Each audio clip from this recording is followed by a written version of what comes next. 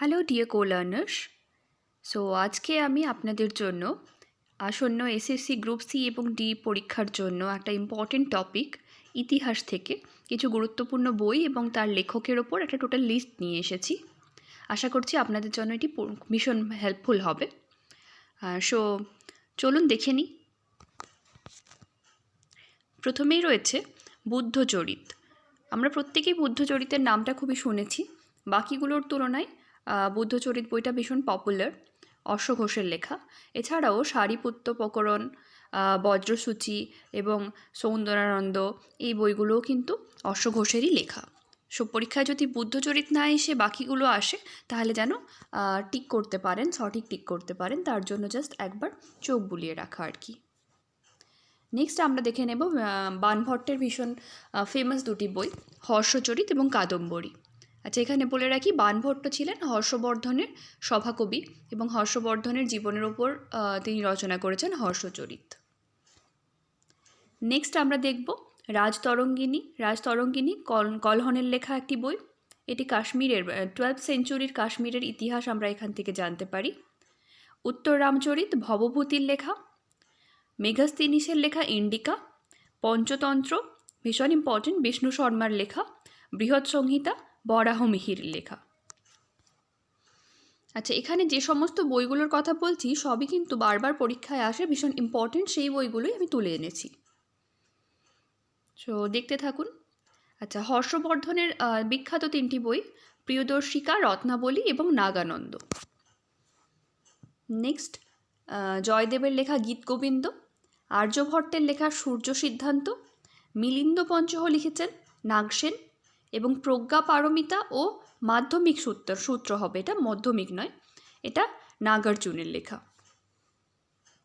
Next রামচরিত লিখেছেন সন্ধ্যাকর নন্দী আর রামচরিত মানস লিখেছেন তুলসীদাস। এই দুটোর মধ্যে একটু জড়িয়ে যায় বা গুলিয়ে ফেলি আমরা, একটু মনে রাখবেন। আমি যেভাবে মনে রাখি, রামচরিত কথাটা ছোট কথা, কিন্তু লিখেছেন যিনি অথর সন্ধ্যাকর নন্দী, একটু বড় নাম, একটু জটিল নাম। উল্টো দিকে রামচরিত মানস একটু বড় নাম, লিখেছেন তুলসীদাস। এটা আমি নিজের মতো করে মনে রাখার জন্য করেছি, আপনি যে কোনো নিমোনিক্স ব্যবহার করতে পারেন। মেন আমাদের যেটা উদ্দেশ্য আর কি, পরীক্ষায় সঠিকটা করে আসা, এটাই ব্যাপার। যাই হোক, নেক্সট চৈতন্য চরিতামৃত কৃষ্ণদাস কবিরাজের লেখা। এটা একবার WBCS-এর প্রিলিমসে এসেছিল। নেক্সট চৈতন্য ভাগবত বৃন্দাবন দাসের লেখা। আচ্ছা, দানসাগর এবং অদ্ভুত সাগর দুটি ফেমাস বই, বল্লাল সেনের লেখা। আচ্ছা, এরপরে ফার্সি অনুবাদ, রামায়ণের ফার্সি অনুবাদ করেছিলেন বদাউনি। স্বপ্নবাসব দত্তা লিখেছেন ভাস আর মৃচ্ছকটিকম শূদ্রকের লেখা।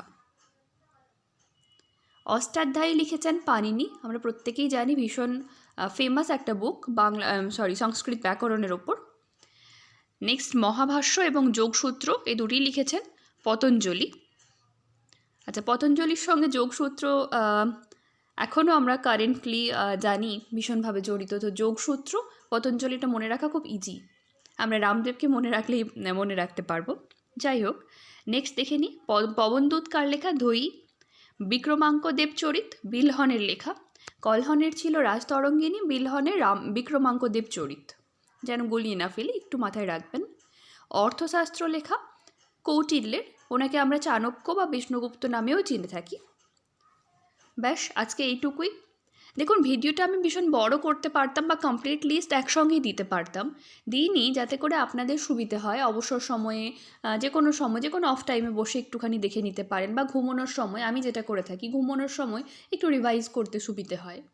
হ্যাঁ, যার জন্য আমি ছোট ছোট পার্টে নিয়ে আসছি। এবার আপনারা যদি চান তাতে আমি লং ভিডিও বানাতে পারি, কোনো সমস্যা নেই, কমপ্লিট চার্টটা দিয়ে দিতে পারি, কিন্তু আমার মনে হয় এটা পার্টে পার্টে এলে আপনাদের জন্য সুবিধে হবে। So that's it. ভালো লাগলো কি না ভিডিওটা জানাবেন। বেশ, থ্যাংক ইউ সো মাচ।